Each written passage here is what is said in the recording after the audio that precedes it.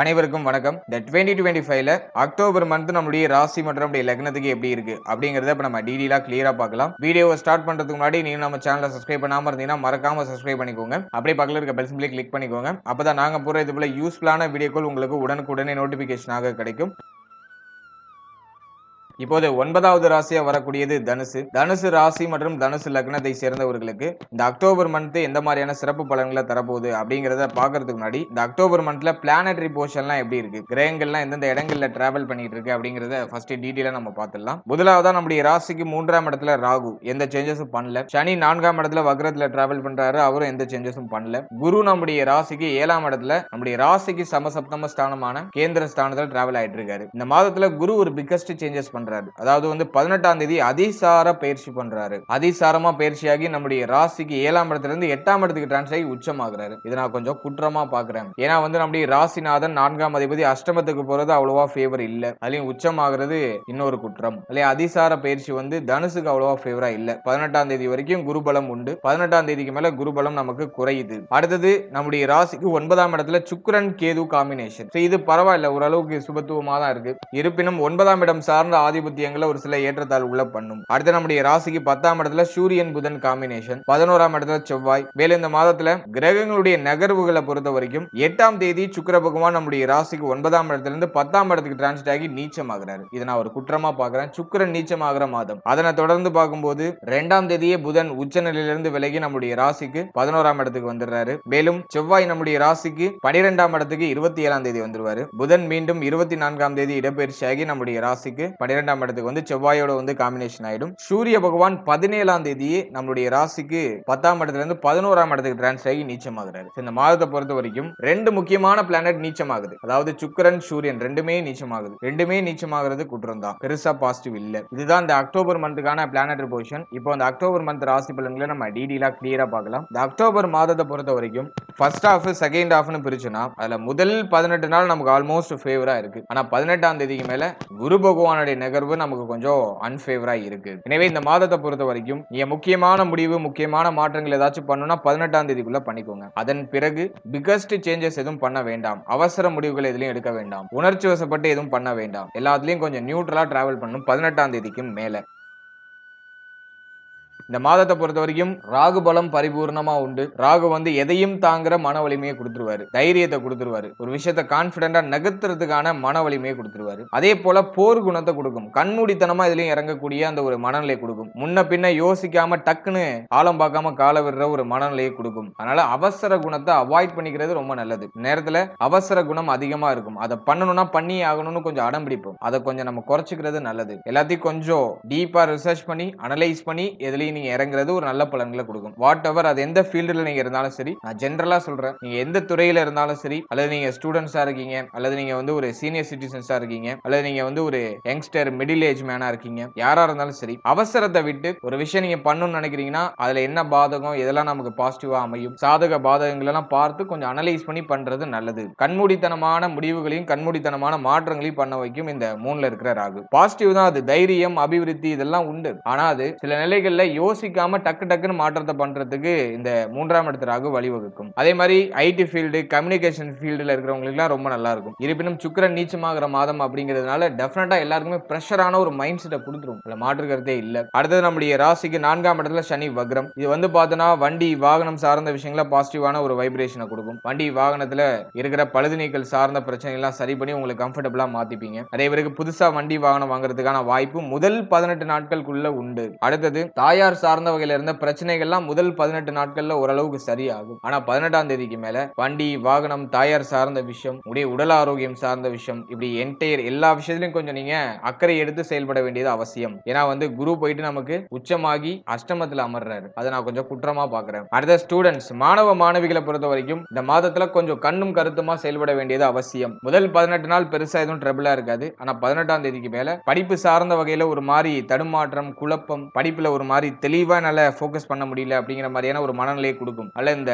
October மந்த்தை பொறுத்த வரைக்கும் கல்வி சம்பந்தமான விஷயங்கள்ல ஸ்டூடெண்ட்ஸ் ரொம்ப கேர்ஃபுல்லா இருக்கணும். வாட் எவர் நீங்க எந்த ஃபீல்டுல இருந்தாலும் சரி, எந்த துறை சார்ந்த கல்வியை நீங்க படிச்சாலும் சரி, எஜுகேஷன் ரிலேட்டடா கொஞ்சம் நீங்க கேர்ஃபுல்லா இருக்கணும். படிப்புல அவசர மாற்றம், அவசர முடிவு, படிப்பு சம்பந்தப்பட்ட விஷயங்கள்ல கவனச்சிதறலோட இருக்கிறது. சோ இதெல்லாம் நீங்க கொஞ்சம் அவாய்ட் பண்ணி டிராவல் பண்ண வேண்டியது இந்த மந்த்ல கொஞ்சம் அவசியமானதாக இருக்கு. அடுத்தது இந்த மாதத்தை பொறுத்த வரைக்கும் தொழில், உத்தியோகம், பொருளாதாரம் இதெல்லாம் நம்ம அனலைஸ் பண்ணும்போது சுக்கிரன் நீச்சமாகிற மாதம். அதே மாதிரி 9ஆம் அதிபதி 11ஆம் இடத்துல நீச்சம். இந்த காம்பினேஷனை பொறுத்த வரைக்கும் உத்தியோகம் சார்ந்த விஷயங்களை பிக்கஸ்ட் சேஞ்சஸ் எதுவும் பண்ண வேண்டாம். நான் அந்த நேரத்துல உத்தியோகத்தை சேஞ்ச் பண்ணலாம்னு இருக்கேன், இருக்கிற உத்தியோகத்தை விட்டுட்டு வேற ஏதாச்சும் புதுசா ட்ரை பண்ணலாம்னு இருக்கேன் அப்படின்னு கண்மூடித்தனமான முடிவுகள், கண்மூடித்தனமான மாற்றங்களை பண்ண வேண்டாம். ஒரு விஷயம் கன்ஃபார்ம் ஆகிறதுக்கு முன்னாடி பழைய விஷயத்தை விடாதீங்க. இந்த மாதத்தை பொறுத்த வரைக்கும் உத்தியோகத்தை ஆல்ரெடி இருக்கிற விஷயத்தை நகர்த்துறதுக்கு ஃபேவரா இருக்கு. மாற்றத்திற்கு இந்த மாதம் ஃபேவரான மாதம் இல்ல. அதனால எதையும் சேஞ்சஸ் பண்ணணும்னு நினைக்க வேண்டாம். இருக்கிறத ஜஸ்ட் நகர்த்துங்க. அதே மாதிரி உத்தியோகத்துல கொஞ்சம் அட்ஜஸ்ட்மெண்ட் தேவை. பணிபுரியக்கூடிய இடத்துல ஒரு மாதிரி சலசலப்பு, இந்த பணிபுரியக்கூடிய அந்த சக ஊழியர்களோட ஒத்து போகாத மனநிலை இதெல்லாம் இருக்கலாம். அதனால யாரு கூடயும் பெருசா முரண்பட்டு இருக்காம எல்லாரையும் கொஞ்சம் அனுசரிச்சு டிராவல் பண்றதுக்கு ட்ரை பண்ணுங்க. அடுத்த தொழில் பண்றவங்களா இருக்கீங்கன்னா பிசினஸ்ல ரொம்ப கேர்ஃபுல்லா இருக்கணும். உடைய சக ஊழியர்கள், உடைய பணியாளர்கள் அவங்க கிட்ட நீங்க கொஞ்சம் அவேர்னஸா இருக்கணும். அதே மாதிரி இந்த நேரத்துல யாரு மேலயும் கோவப்பட்டு வார்த்தையில வெளியிட கூடாது. உங்களுடைய கஸ்டமர் கிட்ட நீங்க கொஞ்சம் தன்மையா பேசணும். கஸ்டமர் கிட்ட கொஞ்சம் நீங்க கேர்ஃபுல்லா இருக்கணும். ஏன்னா செவ்வாயுடைய பார்வை அப்படிங்கிறது நம்முடைய ராசிக்கு 2ஆம் இடத்துல இருக்கு. அதே மாதிரி சூரியன், சுக்கிரன் எல்லாம் நீச்சமாகிற மாதம் அப்படிங்கிறதுனால கஸ்டமர் மேல கோவப்படுறது, கஸ்டமர் கிட்ட கொஞ்சம் தேவையில்லாத விஷயங்களை பேசி அவங்கள மன கஷ்டம் அடைய வைக்கிறது, இதுக்கெல்லாம் வாய்ப்பு இருக்கு. அதனால தொழில் பண்றவங்களா இருக்கீங்கன்னா கஸ்டமர் சார்ந்த விஷயங்களை கொஞ்சம் கேர்ஃபுல்லா இருந்துக்கணும். அடுத்தது இந்த மாதத்தை பொறுத்த வரைக்கும் இன்வெஸ்ட்மெண்ட்னு சொல்லிட்டு எதுலயும் போய் இறங்கி மாட்டிக்க வேண்டாம். பொருளாதாரம் போய் ஏதாச்சும் ஒரு விஷயத்துல லாக் ஆகிறதுக்கு வாய்ப்பு இருக்கு. அதனால நான் இதுல இன்வெஸ்ட் பண்றேன், அதுல இன்வெஸ்ட் பண்றேன்னு போயிட்டு இதுல இன்வெஸ்ட் பண்ணி மாட்டிக்க வேண்டாம். இந்த மாதத்தை பொறுத்த வரைக்கும் இருக்கிறத நகர்த்துங்க. புதுசா இந்த சேஞ்சஸோ புதுசா ஒரு விஷயத்தோ நீங்க ட்ரை பண்றதுக்கு கொஞ்சம் அவாய்ட் பண்ணிக்கோங்க. அடுத்த பொருளாதாரம் சார்ந்த விஷயங்களை பொறுத்த வரைக்கும் பணம் சார்ந்த விஷயங்களை ஒரு மாதிரி தடுமாற்ற அமைப்புகளை இதை குறிக்குது. ஏன் அப்படின்னாக்கா 11ஆம் அதிபதி நீச்சமாகிறாரு. அதே மாதிரி 27ஆம் தேதிக்கு மேல செவ்வாய் 12ஆம் இடத்துல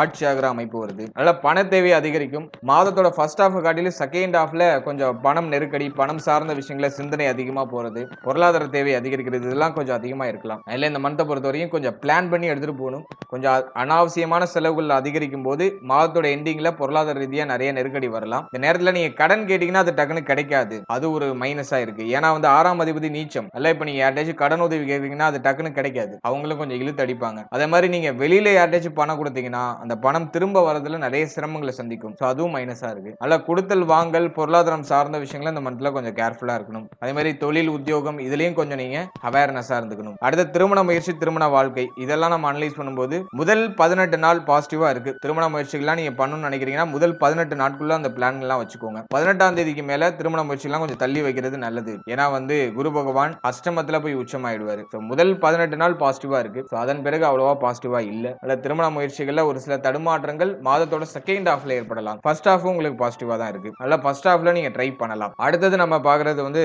திருமண வாழ்க்கை. திருமண வாழ்க்கையை பொறுத்த வரைக்கும் முதல் 18 நாள் சுபத்துவமா போகும். வாழ்க்கை துணையுடைய சப்போர்ட் கிடைக்கும். வாழ்க்கை துணையால ஆதாயம் உண்டு. வாழ்க்கை துணை இப்போ உங்களுக்கு பரிபூர்ணமா ஒத்துழைப்பு கொடுப்பாங்க. சோ அதெல்லாம் பாசிட்டிவா இருக்கு. ஆனா செகண்ட் ஹாஃப்ல வாழ்க்கை துணையுடைய உடல் ஆரோக்கியம், மன ஆரோக்கியம், வாழ்க்கை துணை சார்ந்த விஷயம் இதெல்லாம் நம்ம கொஞ்சம் அவேர்னஸா இருக்கணும். வாழ்க்கை துணையோட அடிக்கடி கருத்து போராட்டங்கள் ஏற்படுறது வாய்ப்பு இருக்கு 18ஆம் தேதிக்கு மேல. ஆனா முதல் 18 நாள் பெருசா இதுலயும் ட்ரபிள் இருக்காது. அடுத்து குழந்தை பாக்கியம், பிள்ளைகள் சார்ந்த விஷயம் இதெல்லாம் நம்ம அனலைஸ் பண்ணும்போது ஃபர்ஸ்ட் ஆஃப் ஆல்மோஸ்ட் ஃபேவரா போகுது. முதல் 27 நாட்கள்ல எந்த பிரச்சனையும் இருக்காது. பிள்ளைகளால ஆதாயம், பிள்ளைகளுடைய சப்போர்ட் கிடைக்கும், பிள்ளைகள் சார்ந்த வகையில மகிழ்ச்சி கிடைக்கும், பிள்ளைகளுடைய வளர்ச்சியை பார்த்து நமக்கு பெருமை அடைகிற ஒரு அமைப்பு கிடைக்கும். அதே மாதிரி பிள்ளைகளுடைய முன்னேற்றம் அப்படிங்கிறது அபரிவிதமா இருக்கும். அதெல்லாம் பாசிட்டிவா இருக்கு. அதே போல இந்த மாதத்துடைய கடைசி பார்ட்ல பிள்ளைகளால செலவுகள் ஏதாச்சும் ஏற்படலாம். பிள்ளைகளுக்கு விரைய செலவுகள் ஏதாச்சும் ஏற்படலாம். ஏன்னா 5ஆம் அதிபதி 12ஆம் இடத்துல ஆட்சி ஆகிறாரு. பூர்வீக சொத்தை விரயம் பண்றது, பூர்வீக சொத்தை விற்கணும்னு நான் ட்ரை பண்றேன் ஆனா நடக்கல அப்படின்னா மாதத்தோட கடைசியில ட்ரை பண்ணுங்க. அதுக்கு ஒரு பாசிட்டிவ் ரிசல்ட் கிடைக்கும். பூர்வீக சொத்தை விற்கிறது, அதே மாதிரி பிள்ளைகளுக்கு ஏதாச்சும் செலவு செய்யறது, சோ அதுக்கெல்லாம் அந்த மந்த் பாசிட்டிவா இருக்கு. குழந்தை பாக்கியத்துக்கும் இந்த மாதம் ஆல்மோஸ்ட் ஃபேவரா தான் இருக்கு. முதல் 27 நாட்கள்ல சுப செய்திகளை எதிர்பார்க்கலாம். குழந்தை பாக்கியத்துல நல்ல செய்திகள்லாம் கிடைக்கும். குழந்தை பாக்கியம் சார்ந்த வகையில தடைப்பட்டவங்க, தாமதப்பட்டவங்களுக்கு அந்த மந்த்ல ஆல்மோஸ்ட் குழந்தை பாக்கியத்துல சுப செய்தி கிடைச்சிடும்.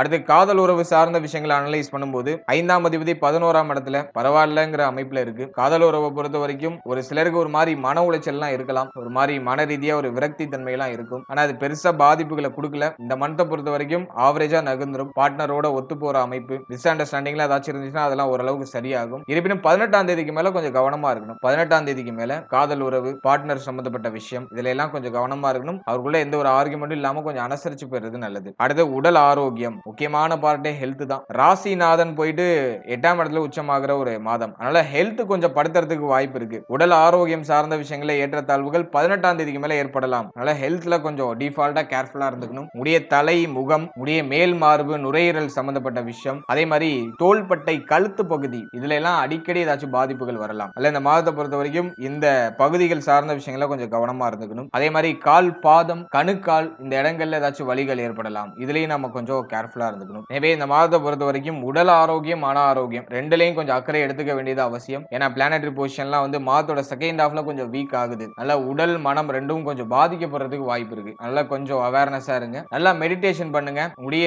தெய்வ வழிபாடு, உங்களுடைய இஷ்ட தெய்வ வழிபாடு, குலதெய்வ வழிபாடு எல்லாம் மேற்கொள்ளுங்க. அதெல்லாம் இன்னும் உங்களுக்கு பாசிட்டிவான ரிசல்ட் கொடுக்கும். இந்த மாதத்துல குலதெய்வ வழிபாடு மேற்கொள்றதுக்கான வாய்ப்புகளும் கிடைக்கும். சோ அதெல்லாம் நீங்க ட்ரை பண்ணும்போது உங்களுக்கு நல்ல ரிசல்ட் கிடைக்கும். எனக்கு இந்த தெய்வ வழிபாட்டுல எல்லாம் நம்பிக்கை இல்லை அப்படிங்கிறவங்க மெடிடேஷன் பண்ணுங்க. நல்லா மெடிடேட் பண்ணுங்க. மைண்ட் நல்லா ப்ரிப்பேர் பண்ணிக்கோங்க. இறை சக்தியை உங்களுக்குள்ள உணருங்க. அது உங்களுக்கு ஒரு ஆத்ம அமைதியை கொடுக்கும். அந்த அமைதி உங்களுக்கு எல்லா வகையிலும் வழிகாட்டும். உங்களுடைய குழப்பமான மனநிலை அதையும் நான் சொல்ல மறந்துட்டேன். இப்போ வந்து 18ஆம் தேதிக்கு மேல பாத்தீங்கன்னா தனுசு ராசி, தனுசு லக்னத்துக்கு அதிகமான குழப்பமான நிலை வரும். எதை பண்றதுனே தெரியாது. ஒரு மாதிரி குழப்பத்துல போய் மூழ்கிறதுக்கு வாய்ப்பு இருக்கு. அதை நீங்க தெளிவடைய வைக்கணும்னா நல்லா மெடிடேஷன் பண்ணிக்கணும். சோ அதுல நீங்க கொஞ்சம் கவனம் செலுத்திக்கிறது நல்லது. ஓவராலா இந்த அக்டோபர் மந்த்தை பொறுத்த வரைக்கும் பிளானட்டரி பொசிஷன் ஆவரேஜா தான் இருக்கு. ஃபர்ஸ்ட் ஹாஃப் காட்டிலும் செகண்ட் ஹாஃப் கொஞ்சம் ஆவரேஜா தான் இருக்கு. ஃபர்ஸ்ட் ஹாஃப் கூட நல்லா ஸ்கோர் பண்ணிருக்கு. செகண்ட் ஹாஃப் கொஞ்சம் வீக்கா இருக்கு. அதனால 18ஆம் தேதிக்கு மேல அவசர மாற்றங்கள், அவசர முடிவுகள் எதுவும் பண்ண வேண்டாம். இருக்கிறத ஜஸ்ட் மூவ் ஆன் பண்ணுங்க. அதுக்கு தான் இந்த மந்த் வந்து உங்களுக்கு ஒரு நல்ல ரிசல்ட் கொடுக்கும். வாழ்த்துக்கள்.